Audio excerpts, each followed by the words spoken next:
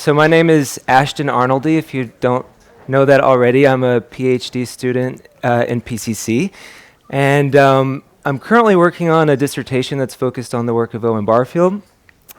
And this presentation, Participating the Path of the Sun, isn't directly coming out of my dissertation work, but it is related because I have undertaken a year-long project through the Nature Institute, which teaches Goethean science, and that method is very much related to my dissertation. But I'll say more about the Nature Institute in a moment and this project. But first, I'd like to engage you in an exercise of observation. So for a moment, I'd like you to just watch this pendulum and just note the quality of its movement.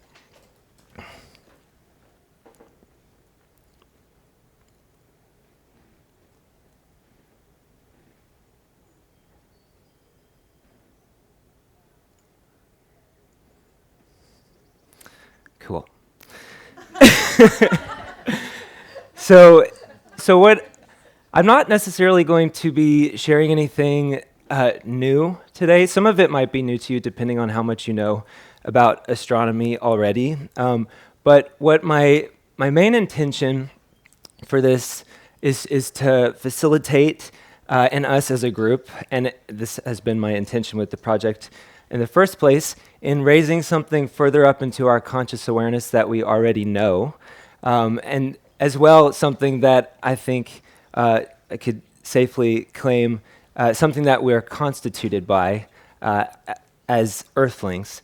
So, participating the path of the sun. This comes out of my work in the Encountering Nature and the Nature of Things foundation course in Goethean science with the Nature Institute, which is a year-long course with 2 intensives, summer apart, bookending the course. So I'll be returning this summer to finish it out. And during the first 2-week intensive last summer, in the middle of the intensive, Craig and Henrika, who are the founders of the Nature Institute, encourage students to take on a project for the intervening year to apply the method.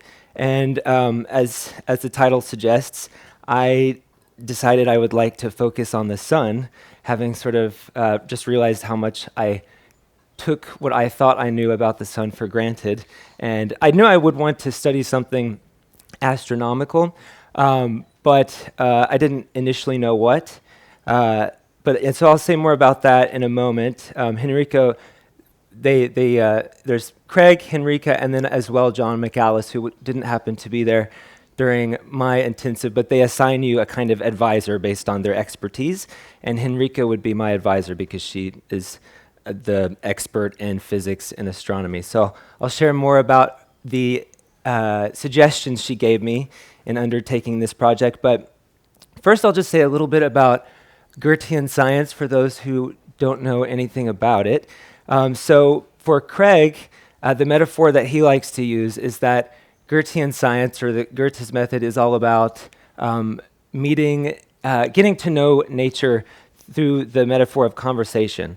And so the ideal is that, especially we bracket the concepts that we may have abstractly acquired about a phenomenon, such as the sun, when we seek to get to know it, and try to listen in a contemplative way to the way that it presents itself through time. And Henrika describes this as, at least the ideal of Goethe's method is to enter into the wisdom at work in nature. And so the title of my talk also kind of gets at Goethe's method. When I first, the title presented itself to me pretty immediately, and I think it was probably in Owen Barfield or Rudolf Steiner that I encountered the use of participation, or participate without the preposition. And so when I initially shared the title with a couple friends, they were like, well, didn't you forget the preposition? But I didn't, and I feel that to say participating the path of the sun conveys what, and this quote, which is one of the quotes people often use to get at the essence of Goethe's method conveys that well. So he says there is a delicate empiricism, which is another way he referred to his method, which makes itself utterly identical with the object, thereby becoming true theory. And so participating the path of the sun rather than participating in the path of the sun, I feel really conveys this idea of becoming utterly identical with what we seek to know. Though at the same time, maybe also to follow up on some things Jack was speaking about in his talk, some have characterized Goethe's method as a kind of Orphic approach to knowing, where we think of Orpheus as making music, but also as a kind of one with the capacity to harmonize with the music of other beings, or attune and listen to the music that is the sort of essence of a given being. So that's one way also to think about what's going on in Goethe's method. And it's, I guess, according to what we conventionally think science to be, it might be contestable whether Goethe's method should be considered science. It's definitely in continuity with what Plato and Neoplatonists after him thought philosophy to consist in. But there is at least one aspect of Goethe's work, maybe more, but one I'll bring out that is definitely related to the scientific enterprise. So here a few more aspects of Goethe's method. So this is another quote that people often employ when they want to get at what is essential about his method. And so in contrast to our conventional understanding of science, where the human subject is sort of a nuisance in the undertaking of science, Goethe's ideal was to cultivate subjectivity such that it becomes an instrument for knowing, so that we become a kind of clear channel for whatever we're attending to. And so that involves a kind of contemplative attention to the beings of the world. And ultimately, like depending on whatever given phenomenon it might be, color or the metamorphosis of plants, what Goethe is really reaching for in his method is to eventually arrive at an intuitive perception of the whole of that being through its series of manifestations. So that requires that we vary our perspective, so that we look at it from as many different angles as possible, but as well at as many different phases of its development or of its appearing as we can. And gradually that helps to build a bigger picture. And he often would, there's also a quote that people often employ where he would say, the ideal is to portray rather than to explain. And some things, maybe need an explanation. This doesn't need to be an absolute way of going about knowing everything in the world. But this approach of characterizing, to go back to Craig's idea that Goethe's method is essentially a kind of conversation, in getting to know the world and also to communicate what you've discovered through characterization, involves attending to phenomena not as just things, but as having kind of inner depths that can disclose themselves to us, much like when we get to know another person, that there's something more there than just what we see with our senses. And the more that we attend to a given phenomenon, the more that will reveal itself to us. And then also another thing that, another exercise Goethe would engage in is what he called exact sensorial imagination. And so because, for example, a plant appears to us in different phases of its development, but the whole process is not visible to us, what he would do is he would bring to mind the different sequence of observations that he had made and try to close the gaps so that he could experience inwardly through this imaginative exercise the whole process and continue to grow together with it. And then finally, and this is what I think is definitely kindred with the scientific enterprise, is Goethe's great effort to make his work public through a kind of artifice. So, for example, one of the the archetypal lawfulness of color for him is this interplay of light and darkness, at least one manifestation of color. And he devised this box that helped to demonstrate for anybody who observed it that so it was a box with glass, panes of glass on the top and a black interior, and the glass was turbid, so it's kind of cloudy, and so light passed through the box, and when the box was closed, the light appeared to be blue through the glass because the light was passing against darkness. But when you open the box and the turbid glass is just held up against the light, it appeared yellow. And so that demonstrated for anybody who looked or worked with the box what he arrived at through this whole process of attending to the phenomenon. So it's just a way of making his experimentation and contemplation and contemplative observation and reflection public. And so that's partially what I'm going to try to do with what with the project I've undertaken in connection with the sun and the images and records I've accumulated.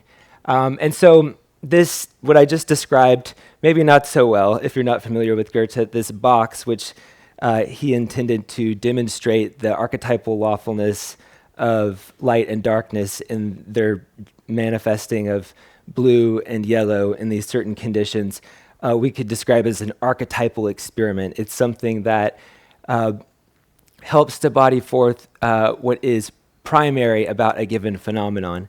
And so when I told Henrika that I wanted to get to know the sun, she was like, okay, this is what you're going to do. You're going to get a stick, and between the autumnal equinox and the vernal equinox, you're going once a week to measure or mark the tip of the shadow for a certain window of time. And so what I would end up doing is marking the tip of a shadow an hour before astronomical noon, at astronomical noon, and an hour after, as you'll see.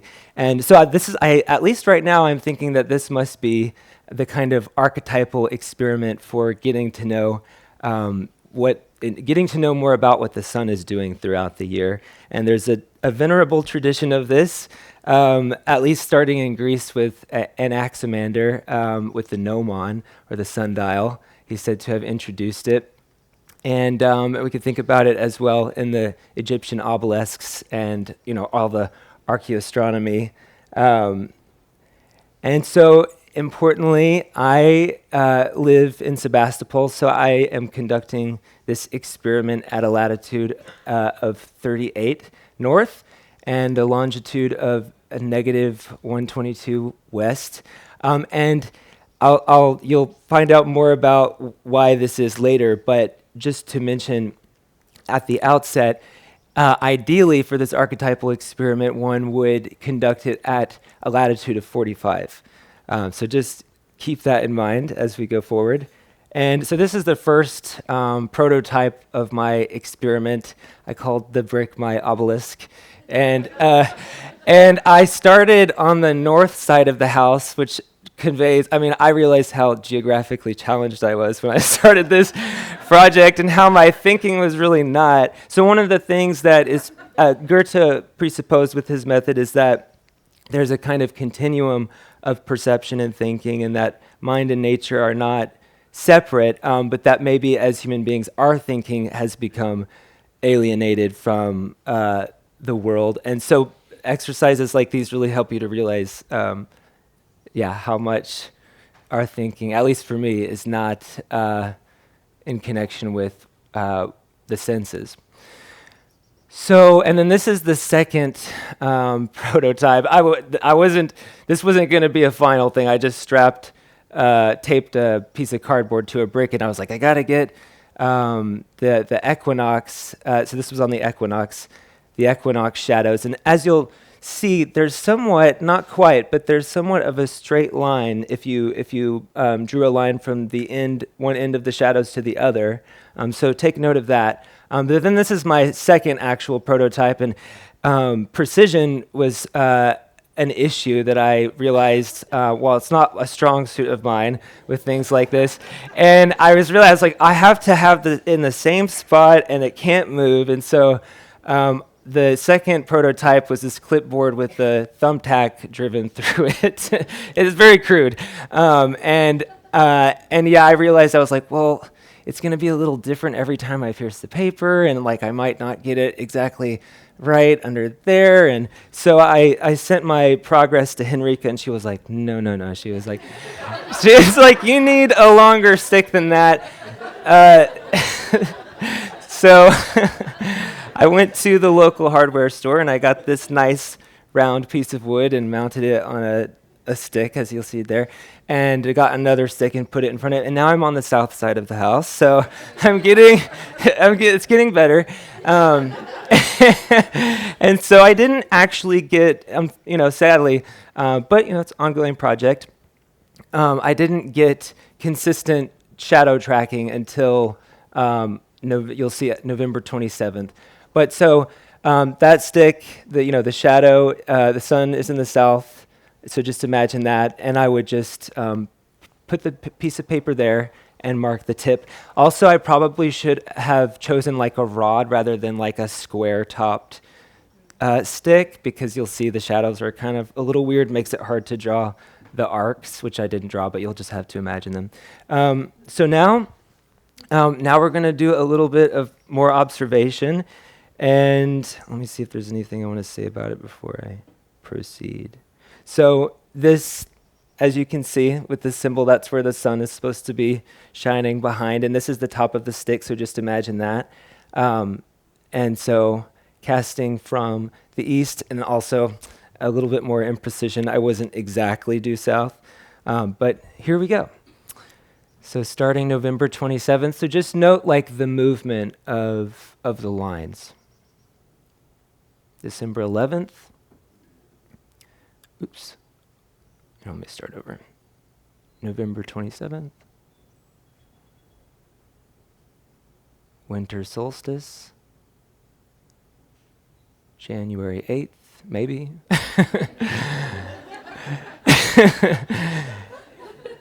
January 14th. January 20th. January 29th. So one of the challenges for me was I couldn't just, choose Monday every week to do this, because there were a lot of overcast days, and so I had to kind of like be on my toes. And there would even be overcast, Anyway, just working with the weather was a challenge. February 9th, February 20th, February 27th, March 7th, March 14th. So that was the last one I got. So I'm just going to go through it real quick again so you can see that movement.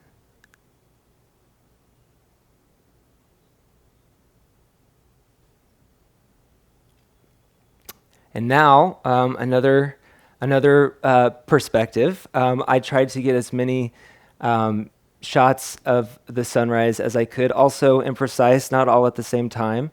But this will be just another perspective from which to observe this process. So starting November 8th. And this arrow is the reference point. So these pictures also, imprecise, inconsistent, but the arrow will help you as a reference point to get a sense for the sun's movement.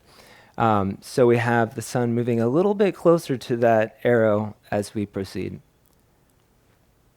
November 28th. December 8th, December 14th. And then once we get to winter solstice, it's right. The sun's pretty much rising right where that hill is. And it kind of hangs out and then starts to move on again. And it gets pretty far. So again, just backtracking.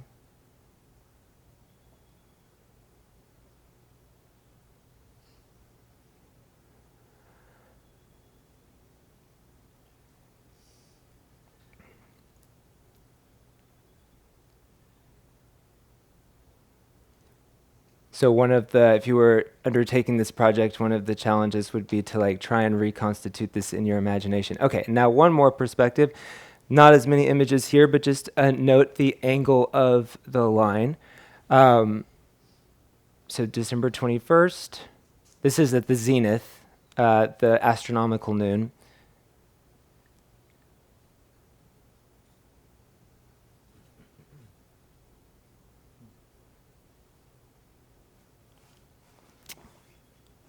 All right, so does anybody want to share? I know that was quick. Thank you.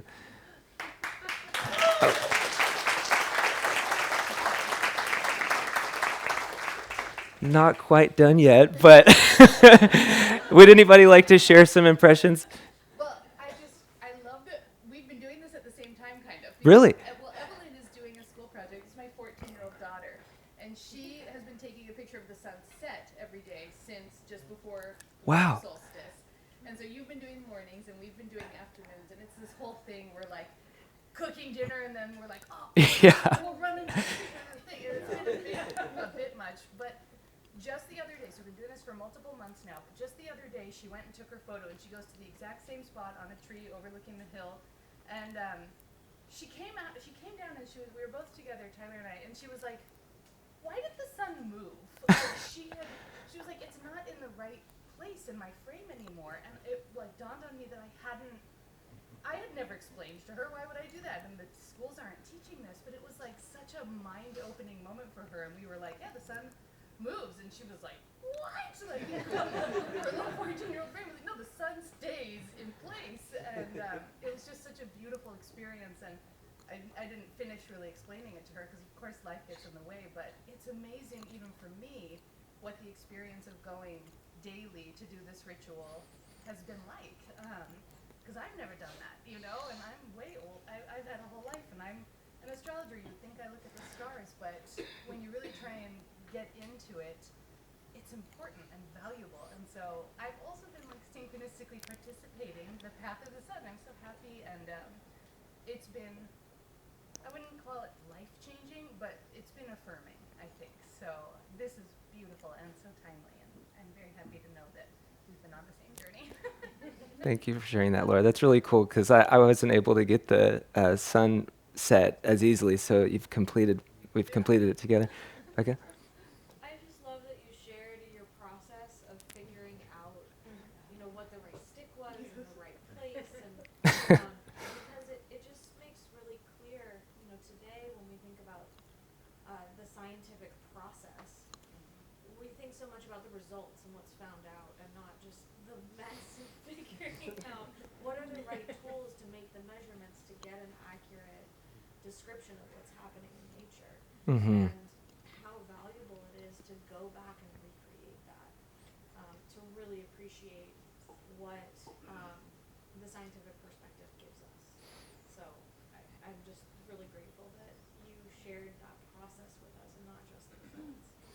Thanks. Yeah, I think, that's really one of the great values of engaging in this is like, we all know that we've been told that the sun moves because the earth the earth has a tilt and we're moving around the sun. But when you engage in projects like this and acquire the concepts through, to some extent, I'm not there yet, but through your own experience, it's, you get to feel that, you get to live that. I'm going to jump to the last few slides just so I can finish this out.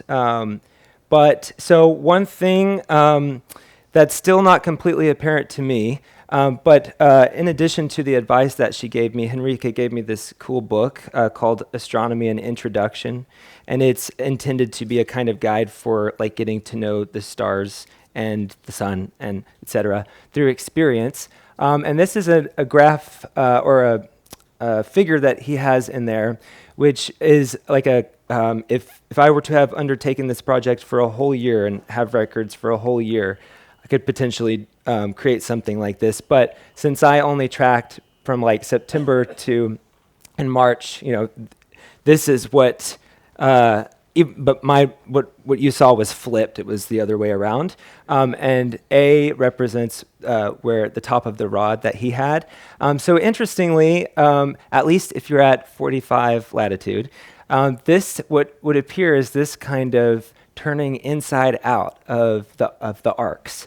And what he says in the book, and this is still something I'm trying to understand, but he says the sun's path is seen to be mounting, and you can actually see this in the movements, even though mine aren't precise enough to really get it that well. But there's from the solstice, first mounting slowly, and then it speeds up, and then once it gets to the equinoxes, and then slows down again. And so there's like this kind of harmonic movement, apparently. And I just find that really exciting, as an ongoing project, because this, observed from a latitude of 45, is connected with the tilt of the Earth, which is connected with the fact that we have seasons in the temperate zones, and the reason why, for example, which I meant to emphasize or to point out, that the line that I from shadow to shadow of the equinox tracking that I had on the brick was almost straight, not quite straight because it was at 38 latitude. But if you were at 45 latitude, it would appear like a straight line. And that is connected with, so it would be a way of kind of experientially acquiring the wholeness, or something about the whole of the Earth and the celestial equator and the tilt. And so this quote from Goethe, there is a secret element of regularity in the object. So we're looking at the sun, but we're also learning something about ourselves, the Earth.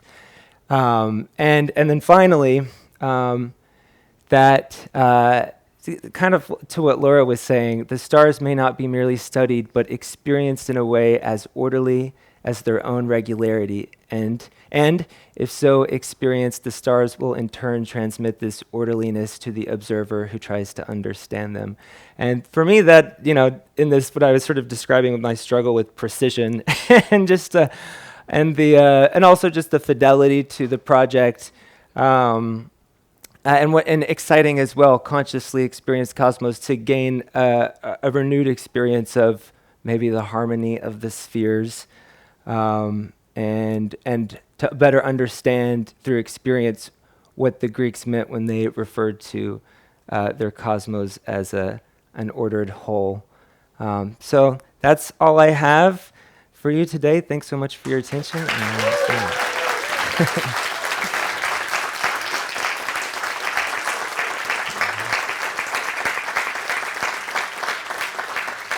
So it started a little late, a little bit over. Should I just wrap it up, or? Okay, and a couple questions. Rick?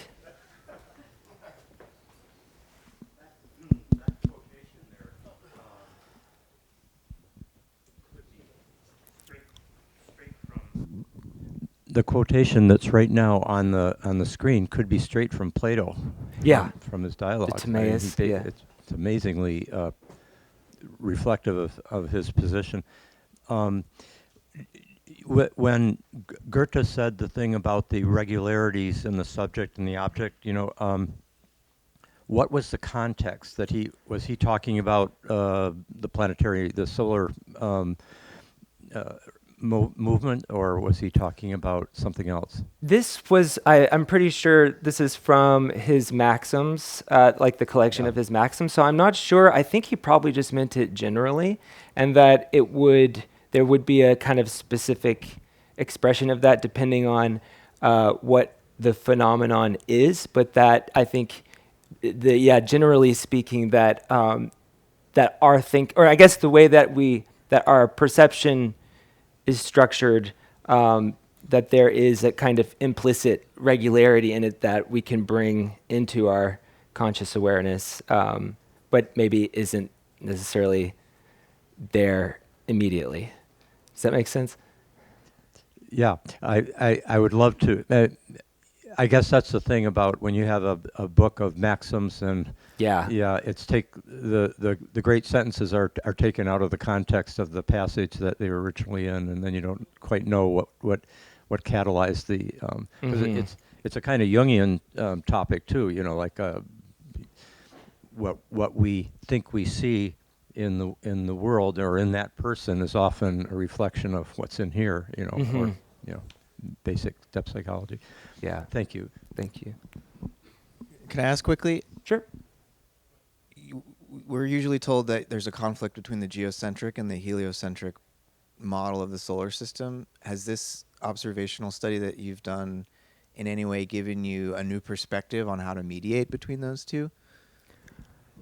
Well, I mean, I think it's a little too early for me to say anything conclusively about that, but I definitely feel more through this experience that the Earth and the Sun are like an organism rather than, and we're on Earth. So, yeah. So that's I think as much as I can say right now to that. A true scientist would express such caution. Ashton, it was wonderful. I share a sort of a similar experience. I went through an exercise of actually sun gazing, where you catch the sun right at sunrise or right at sunset, because you can stare at it and you can then, through time, extend that. And so the best place I could go was actually in a hill in a graveyard, because it gave the perspective with the Smoky Mountains at a distance, and I could watch it track, and then for the solstice.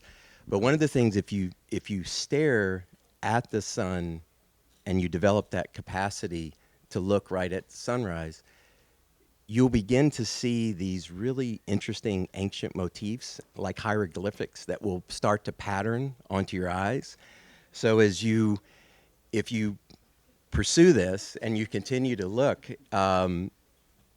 try that. I mean, if you can train, you've got to start very slowly and just do 30 seconds, and each day you gradually extend it.